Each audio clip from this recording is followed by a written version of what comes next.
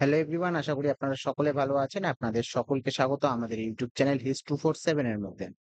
আজকে আমরা পশ্চিমবঙ্গকে ছাড়িয়ে একটু বাইরের আলোচনা করার চেষ্টা করব। সেই আলোচনাটা বেসিক্যালি বিহারকে নিয়ে এবং আমাদের কেন্দ্র সরকারকে নিয়ে। কেন্দ্রের সরকারকে নিয়ে কেন আজকে কথা বলার চেষ্টা করছি তার সবচেয়ে বড় বিষয় যেটা হলো সেটা হলো কেন্দ্র সরকার বর্তমানে কিন্তু পূর্ণ বহুমতে নাই। ওকে? মানে নিজের পূর্ণ বহুমত পেতে পারেনি। ২৭২ টা সিটের কাছাকাছি পেতে পারেনি। ২৪০ এ আটকে গিয়েছে। তো সেই জায়গা থেকে দাঁড়িয়ে কিন্তু একটা জিনিস সবচেয়ে বেশি লক্ষ্য করা যেটার বস্তু দাঁড়াচ্ছে, সেই বস্তুটা হচ্ছে কতদিন আর থাকবে এই জোটের সরকার।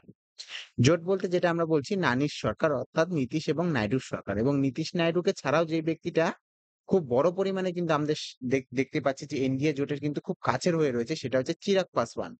ওকে, রামবিলাস পাসওয়ানের যে পার্টি রয়েছে সেই রামবিলাস পাসওয়ানের ছেলে চিরাগ পাসওয়ান কিন্তু এনডিএ এর খুব কাছাকাছি একজন লোক। তিনি বলেছেন যে চিরাগ পাসওয়ান যে রয়েছে তিনি বলেছেন যে তিনি কি হনুমানের রোল নিভাচ্ছে কোথায়? এনডিএ সরকার অর্থাৎ মোদী সরকারের মধ্যে। সবকিছুই রয়েছে। বেসিক্যালি আপনারা যারা জানেন একটু পলিটিক্স ভালো করে বুঝতে শিখেছেন এবং বেসিক্যালি পড়াশোনা করেন কিংবা খবর-টবর দেখেন তারা কিন্তু আপনারা ভালো করেই জানেন যে আগামী বছর কিন্তু বিহারে ইলেকশন রয়েছে এবং বিহারের থেকে ২ টো পার্টি বড়সড় পার্টি রয়েছে। একটা হচ্ছে নীতিশ বাবুর পার্টি রয়েছে, ওকে? যাকে জেডিইউ বলা হয়, জনতা দল ইউনাইটেড। আরেকটা হচ্ছে চিরাগ পাসওয়ানের পার্টি রয়েছে যেটা অপেক্ষাকৃত কম একটু ছোট পার্টি, ওকে? যার নাম হচ্ছে লোক জনশক্তি পার্টি। রামবিলাস পাসওয়ানের পার্টি ছিল। তিনি পরবর্তীকালে যখন মারা যায় সেক্ষেত্রে কিন্তু চিরাগ পাসওয়ানকে নিয়ে আসে। আরেকটা বড় পার্টি রয়েছে সেটা হচ্ছে আমাদের দেখতে পেয়েছি আমরা রাজের যাকে বলে আরজেডি, ওকে? তো সেই আরজেডির মধ্যে কে রয়েছে? লালু প্রসাদ যাদব রয়েছে। লালু প্রসাদ যাদব যেহেতু এখন মানে সক্রিয় নেই সেক্ষেত্রে তার ছেলে তেজস্বী যাদব কিন্তু সেটার মানে প্রমুখ রয়েছে। তো মেইন যেটা জিনিস দাঁড়াচ্ছে যে, যেই জিনিসটা হচ্ছে কেন্দ্র সরকারকে নিয়ে। কেন্দ্র সরকার কিন্তু মনে, মনে একটা ভয়ের অবস্থায় রয়েছে। কোন সময় নীতিশ এবং কিন্তু চিরাগ পাসওয়ান যে রয়েছে তারা কিন্তু কেন্দ্রীয় সরকারকে ছেড়ে চলে যেতে পারে। কেন চলে যাবে? এর পিছনে কিছু কারণ রয়েছে। এর পিছনে কারণগুলোর মধ্যে একটা হলো যে সরকার বিগত কিছু মানে দিন ধরে দেখা যাচ্ছে যে, যেইসব বিল নিয়ে আসে সেইসব বিলের মধ্যে কিন্তু নীতিশ বলুন কিংবা চিরাগ পাসওয়ান বলুন দুজনেই কিন্তু বিরোধিতা দেখাচ্ছে। কেন বিরোধিতা দেখাচ্ছে? ১ম যে কানুনটা আসে সেটা হচ্ছে ওয়াকফ বোর্ড নিয়ে। ওকে? ওয়াকফ বোর্ড এমন একটা বোর্ড আপনারা সকলে জানেন একটা মুসলিম বোর্ড। সে বোর্ডের মধ্যে মানে তারা যে জমিগুলো যেমন মুসলিমদের মানে আমার জমি রয়েছে সেটা আমি ইসলাম ধর্মের জন্য দান করছি সেটা ওয়াকফ বোর্ডের আন্ডারে চলে যায়। সেই ওয়াকফ বোর্ড সেই জমি দেওয়া দেখাশোনা করে থাকে। তো সেই ওয়াকফ বোর্ড বিল নিয়ে এসেছিল এবং সরকার সেখানে কিছু চেঞ্জেস করতে চাচ্ছিল। সেক্ষেত্রে কিন্তু চিরাগ পাসওয়ান এবং যেখানে দেখা গিয়েছে যে নীতিশ কুমার কিন্তু দুজনেই কিন্তু এর বিরোধিতা করেছে। চিরাগ পাসওয়ান অপেক্ষাকৃত কিন্তু নীতিশ কুমারেরটা কিন্তু বেশি একটু আমরা দেখেছি বিরোধিতা উঠে এসেছে। কেন এসেছে বিরোধিতা? কারণ নীতিশ কুমারের কিন্তু একটা নির্দিষ্ট মানে ভোট ব্যাংক রয়েছে যেটা হচ্ছে দলিত মুসলিম রয়েছে যারা নিচু বর্গের মুসলিম রয়েছে, তাদের ভোটটা কিন্তু নীতিশ কুমার পেয়ে থাকেন। সেক্ষেত্রে কিন্তু একটা সমস্যা দেখা দিচ্ছিল যে ওয়াকফ বোর্ড বিলে যখন সংশোধন করছে সেটা মুসলিম সমাজ এটা কোনোই কিন্তু মেনে নিতে পারেনি। সেজন্য নীতিশ কুমারের কিন্তু একটু সমস্যা দেখা যাচ্ছিল। সেক্ষেত্রে নীতিশ কুমার কিন্তু যেহেতু একটা ভাইটাল অবস্থান গ্রহণ করে রয়েছে যেহেতু কেন্দ্রীয় সরকারের মধ্যে সেক্ষেত্রে কিন্তু তার কথাকে অমান্য করা চলবে না। তো সেক্ষেত্রে নীতিশ কুমার কিন্তু এর বিরোধিতা করেছিলেন। ওকে। এরপরে আমরা যে জিনিসটা চলে যাবো সেটা হচ্ছে ল্যাটেরাল এন্ট্রি। ল্যাটেরাল এন্ট্রি যেটাকে বলা হচ্ছে যে সে বলা হচ্ছিল যে ইউপিএসসির মতো এক্সাম যেটা ভারতের টপ লেভেলের এক্সাম হয়।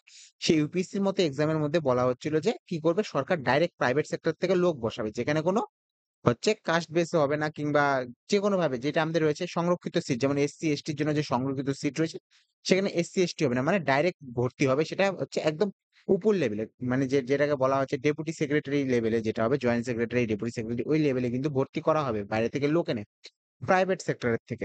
আর যেহেতু সেখানে সংরক্ষণের কথা বলেনি কারণ আমাদের সংবিধানে বলা আছে যেকোনো সরকারি চাকরিতে সেটা আরক্ষণ দিতে হবে। আরক্ষণ যেটাকে বলি আমরা সংরক্ষণ, সিট সংরক্ষণ। যেমন এসসির জন্য আলাদা সিট থাকে, এসটির জন্য আলাদা সিট থাকে। প্রত্যেকটা সরকারি চাকরির ক্ষেত্রে। কিন্তু যে ল্যাটেরাল এন্ট্রির কথা বলেছে সেখানে কিন্তু যেহেতু সরকারি চাকরির ক্ষেত্রে কিন্তু দেখা যাচ্ছিল যে সেখানে কোনো সংরক্ষণ নেই। আর আপনি সবচেয়ে ভালো করে যেটা বুঝতে পারবেন যে আমি যেহেতু ইউপিএসসির কথা বলছিলাম যার দ্বারা আইএএস এবং আইপিএস হয়ে থাকে, সেক্ষেত্রে আইএএস এবং আইপিএস হওয়ার জন্য কিন্তু সবচেয়ে বেশি যেখান থেকে ক্যান্ডিডেট উঠে আসে সেটা কিন্তু অ্যাকচুয়ালি হচ্ছে বিহারের থেকে। বিহার, ইউপি থেকে বেসিক্যালি বিহার থেকে।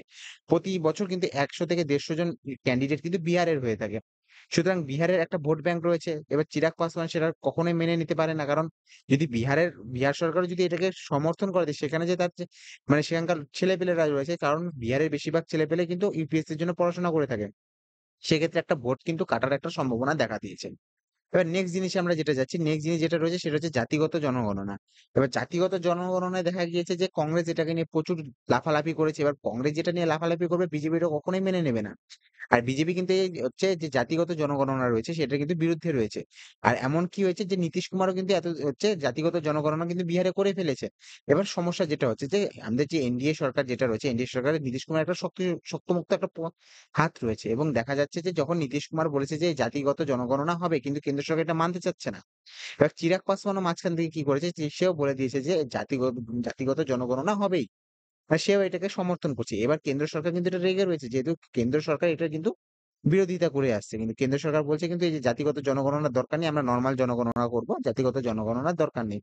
কিন্তু কংগ্রেস, নীতিশবাবু কিংবা চিরাগ পাসওয়ান এরা কি বলছে যে আমরা জাতিগত জনগণনা যদি করে থাকি সেক্ষেত্রে দেখা যাবে যেই জাতিটা সংখ্যায় বেশি আছে এবং যে জাতিটা পিছিয়ে রয়েছে সমাজের থেকে তাকে কিন্তু বেশি করে আমরা সেটার আরক্ষণ দিতে পারবো। যেখানে আমরা বিহারের মধ্যে দেখতে পেয়েছিলাম যে আমাদের সংবিধানে বলা আছে কোনো একটা ক্ষেত্রে যাতে হচ্ছে সেখানে সংরক্ষণ 50% এর উপরে না যায়। এবং বিহারে কি করেছিল? বিহারে কি হচ্ছে যে সংরক্ষণের সিট যে রয়েছে এসসি/এসটির জন্য যে সিট সংরক্ষিত রয়ে থাকে সেটা প্রায় 50% থেকে বাড়িয়ে 65% নিয়ে গেছিল। এবং বিহার কোর্ট কিন্তু সেটা বিহারের যে হাইকোর্ট রয়েছে সেটা কিন্তু একদম বন্ধ করে দেয়। কেন বন্ধ করে দেয়? কারণ বলে আমাদের সংবিধানে বলা আছে যে কোন একটা জায়গার কিন্তু মানে হচ্ছে যে রিজার্ভেশন রয়েছে সেই রিজার্ভেশন 50% ক্রস করতে পারবে না। আশা করি বুঝা গেছে। এবার সমস্যা যেটা দাঁড়াচ্ছে এবার হচ্ছে বিজেপি তো বদলা নিবে। কারণ বিজেপির সাথে যে এসেছে, বিজেপি কিন্তু তাকে একবারে দলিয়ে মুচড়ে খেয়েছে। আমরা যদি আপনাদের উদাহরণ হিসেবে দেখতে চাই, আমাদের একটা পাশে রাজ্য রয়েছে, জয় জগন্নাথের রাজ্য যেটাকে আমরা পুরী বলে থাকি। সেই পুরীর মধ্যে দেখা গিয়েছিল নবীন পটনায়কের বিজেডি, বিজু জনতা দল কিন্তু একসময় ক্ষমতায় ছিল। এবার বিজু জনতা দলকে কিভাবে বিজেপি ইউজ করেছে সেটা মানে বলে বোঝানোর মতো নয়। যেখানে দেখা গিয়েছে বিধানসভায় এবং লোকসভার মধ্যে ক্যান্ডিডেট নিয়ে গোলমাল করে কোনোভাবে ষড়যন্ত্র করে কিন্তু বিজু জনতা দলকে একদম হারিয়ে দিয়েছে। এখন এই বিজু জনতা দল কিন্তু বহু বছর ধরে কিন্তু এই যে নবীন পটনায়কের যে দল রয়েছে বিজেডি, বিজু জনতা দল, সে কিন্তু উড়িষ্যার মধ্যে বসে রয়েছে। নবীন পটনায়ক আজ থেকে নয়, তার তিনি যখন ইয়ং ছিলেন সেই সময় থেকে তিনি মুখ্যমন্ত্রী হয়ে আসছেন। আর এই আজকে গিয়ে এই বছর গিয়ে ২০২৪ গিয়ে কিন্তু কি হয়েছে বিজু জনতা দল একদম ক্ষমতার বাইরে চলে গিয়েছে। তার না হচ্ছে লোকসভাতে সিট পেয়েছে, না হচ্ছে নিজের বিধানসভা টিকিয়ে রাখতে পেরেছে। এই বিজু জনতা দলকে কিন্তু একসময় বিজেপি সেই ইউজ করতো কখন? রাজ্যসভাতে। কারণ রাজ্যসভাতে বিজেপির যখনই দরকার পড়তো, যখনই এনডিএ গভর্নমেন্টের দরকার পড়তো কোনো বিল পাস করাতে সেক্ষেত্রে বিজু জনতা দল এবং অন্ধ্রপ্রদেশে যে রয়েছে জগনমোহন রেড্ডি, সেই জগনমোহন রেড্ডি কিন্তু সবার ১ম এ গিয়ে ওয়াইএসআর কংগ্রেস যে রয়েছে, সবার ১ম এ গিয়ে রাজ্যসভাতে হাজির হয়ে যেত বিজেপির সাথ দেওয়ার জন্য। এবার ঘটনা কি ঘটেছে? বিজু জনতা দলকে প্রচন্ড ইউজ করেছে। ইউজ করে এবার কিন্তু উড়িষ্যা থেকে বের করে দিয়েছে। বিজু জনতা দলের উড়িষ্যায় ক্ষমতা নেই। বিজেপি ক্ষমতায় ঢুকে গিয়েছে। বিজু জনতা দলকে পুরোপুরিভাবে ফ্লপ করে দিয়েছে মানে চাণক্য নীতি অনুসারে।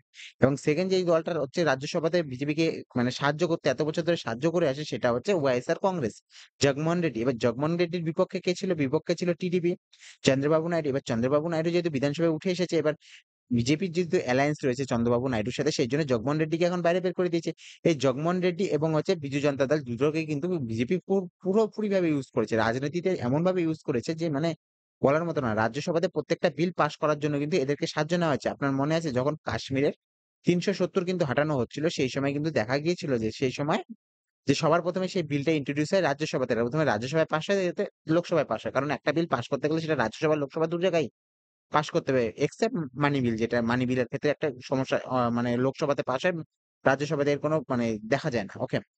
সেক্ষেত্রে দাঁড়িয়ে কিন্তু কি দেখা যাচ্ছে যে কোনো একটা বিল কিন্তু লোকসভা, রাজ্যসভাতে পাস করতে গেলে এনডিএ গভর্নমেন্ট মোদী সরকার কিন্তু সবার ১ম এ যাদের সাহায্য নিত বিজু জনতা দল এবং কিন্তু আরেকটা ছিল হচ্ছে ওয়াইএসআর কংগ্রেস। সেক্ষেত্রে দেখা যাচ্ছে প্রত্যেকটা পার্টি কিন্তু সতর্ক হয়ে গেছে। প্রত্যেকটা পার্টি এই জন্য সতর্ক হয়ে গেছে। তারা দেখছে যে বিজেপি একসময় তাদের মানে প্রচুর পরিমাণে ইউজ করছে, একসময় গিয়ে ছেড়ে দিচ্ছে। তো সেই জায়গায় দাঁড়িয়ে কিন্তু হচ্ছে চিরাগ পাসওয়ানকেও এই বলা হচ্ছে যে চিরাগ পাসওয়ানকেও কিন্তু এত বছর ধরে যেহেতু বিজেপি ইউজ করে আসছে এখন গিয়ে কিন্তু তাকে ছাড়ার প্ল্যানে রয়েছে। কেন ছাড়ার প্ল্যানে রয়েছে? চিরাগ পাসওয়ান যখন থেকে কিন্তু এই যে জাতিগত জনগণনা কিংবা ল্যাটারাল এন্ট্রি কিংবা ওয়াকফ বোর্ড নিয়ে কথা বলেছে তখন থেকে কিন্তু বিজেপি এর পিছনে লেগে পড়েছে। এবার কি দেখা যাচ্ছে যে দেখা যাচ্ছে যে এই চিরাগ পাসওয়ানের নামে কিন্তু কেস হয়েছে। কি কেস হয়েছে? চিরাগ পাসওয়ান যখন ভোটে দাঁড়িয়েছিল, সেই ভোটে দাঁড়ানোর সময় কিন্তু হাজিপুর বা কোথা থেকে দাঁড়িয়েছে সরি ভুল বলছি। বিহারের হাজিপুর থেকে মানে তিনি সাংসদ হয়েছে হয়তো আমার যতটা আমার জানা বিষয় রয়েছে। তো সেক্ষেত্রে কি দেখা যাচ্ছে? সেক্ষেত্রে লক্ষ্য করা যাচ্ছে যে হাজিপুর থেকে যখন তিনি আপনারা সকলেই জানেন ভোটের আগে একটা এফিডেভিট দিতে লাগে এবং সেটা এখানে লিখতে লাগে যে আপনার কত সম্পত্তি রয়েছে, কি না রয়েছে। তো বলা হচ্ছে যে সেখানে ভুল সম্পত্তির পরিমাণ দিয়েছে। সেক্ষেত্রে একটা কেস রয়েছে। ২য় কেস যেটা রয়েছে তার হচ্ছে বেসিক্যালি তার হচ্ছে একটা শিক্ষাগত যোগ্যতা দিয়ে। শিক্ষাগত যোগ্যতার কথা বললে কার ছবি মনে পড়ে আপনারা সকলেই জানেন যে প্রধানমন্ত্রীর শিক্ষাগত যোগ্যতা নিয়ে কতটা জলঘোলা হয়েছিল একসময়। ওকে? সে জায়গায় যাচ্ছি না। চিরাগ পাসওয়ানকে বলা হচ্ছিল যে তিনি যে ইউনিভার্সিটি থেকে হচ্ছে যে মানে নিজের ডিগ্রিটা নিয়েছেন সেই ইউনিভার্সিটিতে তিনি কোনদিন যায়ইনি। তার কোন অ্যাটেন্ডেন্সই নেই সেখানে। তাকে কোনদিন দেখাই যায়নি। কিন্তু তারপরেও তাকে সেখান থেকে ডিগ্রি কিভাবে দেওয়া হয়েছে? অর্থাৎ সেই ডিগ্রিটা ফেক রয়েছে। এবার মানে পুরোপুরিভাবে বিজেপি কিন্তু চিরাগ পাসওয়ানের পিছনে লেগেছে। কারণ চিরাগ পাসওয়ানকে কিন্তু এখন শক্তপোক্তভাবে ধরতে হবে। কারণ বিজেপি যদি মানে কেন্দ্রে যদি টিকে থাকতে চায়, এনডিএ গভর্নমেন্ট যদি বানিয়ে রাখতে চায়, সেক্ষেত্রে কিন্তু চিরাগ পাসওয়ান না নেই। অর্থাৎ নীতিশ এবং নাইডু দুজনকেই দরকার। কারণ ওয়াকফ বোর্ড বিল মুসলমানদের জন্য সেক্ষেত্রে কিন্তু দুজনেরই ভোট ব্যাংক রয়েছে। একটা নীতিশ বাবুর, একটা হচ্ছে চন্দ্রবাবু নাইডু। দুজনেরই কিন্তু একবারে পুরোপুরিভাবে একটা মুসলিম ভোটার রয়েছে। সেই মুসলিম ভোটারকে কিন্তু ছাড়া করা যাবে না। যেই ২য় বিষয়টা যেটা রয়েছে সেটা ল্যাটেরাল এন্ট্রি নিয়ে প্রবলেম রয়েছে, নীতিশ বাবুর প্রবলেম রয়েছে, চিরাগ পাসওয়ানের প্রবলেম রয়েছে। ওকে? একটা রয়েছে জাতিগত জনগণনা। জাতিগত জনগণনার জন্য কিন্তু বিহারে প্রচুর কারণ আমাদের পশ্চিমবঙ্গের পলিটিক্সটা ঐরকম ভাবে না হলেও আমাদের পশ্চিমবঙ্গের পলিটিক্সটা হয় আলাদা রকমের। আর বিহারে যখন আপনি যাবেন সেক্ষেত্রে দেখা যাবে কুর্মী রয়েছে, জাতিগতভাবে সেখানে ভোট হয়ে থাকে। একটা হচ্ছে কুর্মী রয়েছে, কেউ রয়েছে নিজেকে যাদব বলে থাকে যেমন তেজস্বী যাদব, লালু প্রসাদ যাদব এরা যাদব ভোটটা পেয়ে থাকে। আর নীতিশ কুমারের মতো লোকরা কার ভোটটা পেয়ে থাকে সেটা দলিতের লোক। যে সাধারণ গরিব সম্প্রদায় যারা রয়েছে তাদের ভোটটা কিন্তু নীতিশ কুমার, চিরাগ পাসওয়ান এরা পেয়ে থাকে।